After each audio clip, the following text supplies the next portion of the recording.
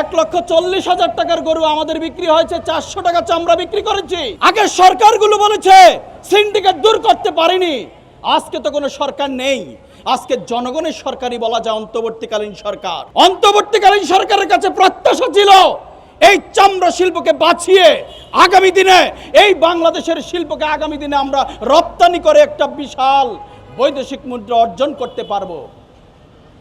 অন্তর্বর্তীকালীন সরকারের প্রধান ডক্টর মোদি ইউনূসের উদ্দেশ্যে বলছে, ছাগল দিয়ে কখনো হাল চাষ করা যায় না। এই ছাগল দিয়ে যদি হাল চাষ করার চেষ্টা করেন, অন্তর্বর্তীকালীন সরকার কলুষিত হবে, আস্থা নষ্ট হবে দেশের জনগণের। তাই হচ্ছে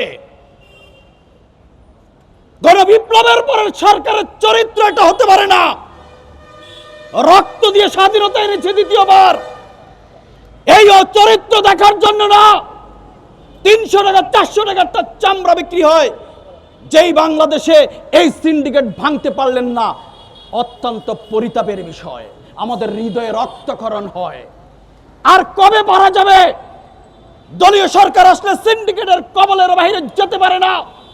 আপনার কাছে প্রত্যাশা করেছিলাম, সেটাও আপনি দুমড়ে মুচড়ে ধ্বংস করে দিয়েছেন। আপনি যদি না পারেন তাহলে বিনয়ের সহিত বলছি, সরে যান। এদেশের মানুষ কোমর শক্ত করা, হাড় মেরুদণ্ড শক্ত করা মানুষ দেখতে চায়। গত 53 বছরের কলুষিত সমাজ, বিকলাঙ্গ সমাজ ভেঙ্গে দুমড়ে মুচড়ে এই তরুণ প্রজন্ম দেখেছেন গত 5ই আগস্টে সেটা প্রমাণ করেছে। এই তরুণরা অনেক শক্তিশালী, এই তরুণরা অনেক বুদ্ধিমত্তা। সারা পৃথিবীতে আজকে তরুণরাই নেতৃত্ব দিচ্ছে। বাংলাদেশের 60% তরুণ সমাজ, এই তরুণ সমাজ বেঁচে থাকতে এই ভঙ্গুর বাংলাদেশ দেখতে চায় না, এই বিকলাঙ্গ সরকার দেখতে চায় না।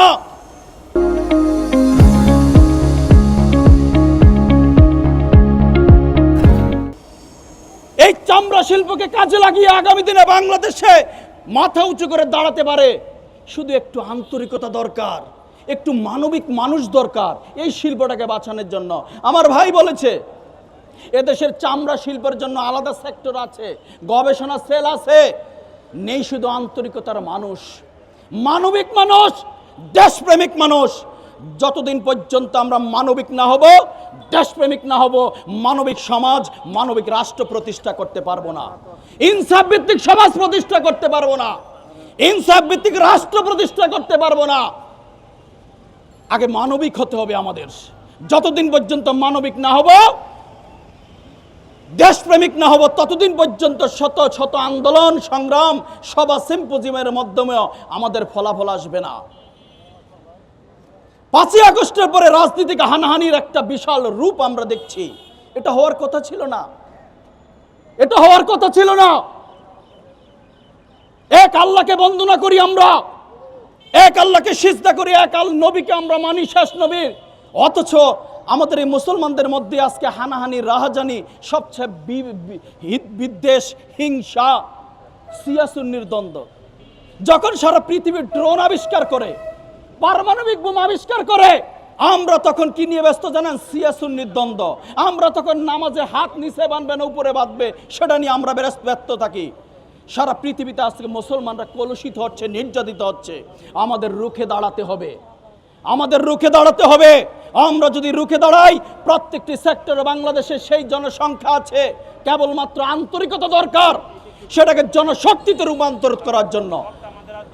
আমাদের প্রত্যাশা, আজকে আমরা যে দাবি নিয়ে দাঁড়িয়েছি, এই চামড়া শিল্পকে অন্তর্বর্তীকালীন সরকার একটা প্রতিষ্ঠানের রূপ দেবে, একটা শিল্পতে রূপ দিবে, যেই শিল্পের মাধ্যমে আগামী দিনে লক্ষ লক্ষ মানুষ জড়িত, এই লক্ষ লক্ষ মানুষের কর্মসংস্থানের ব্যবস্থা হবে।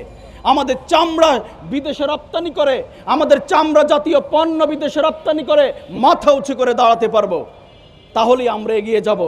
দল বাংলাদেশ জাতীয় পার্টি বিজেপির পক্ষ থেকে, বিজেপির মাননীয় চেয়ারম্যান জনাব আন্দালিব রহমান পার্থর পক্ষ থেকে আপনাদের অভিনন্দন এবং শুভেচ্ছা। গত 53 বছরের বাংলাদেশের ইতিহাস, এই চামড়া শিল্প নিয়ে অনেক রাস্তায় দাঁড়িয়েছি, আমরা কথা বলেছি, সমস্যা সমাধানের অনেক উদ্যোগ নিয়েছে, প্রকৃত অর্থে সমাধান হয়নি।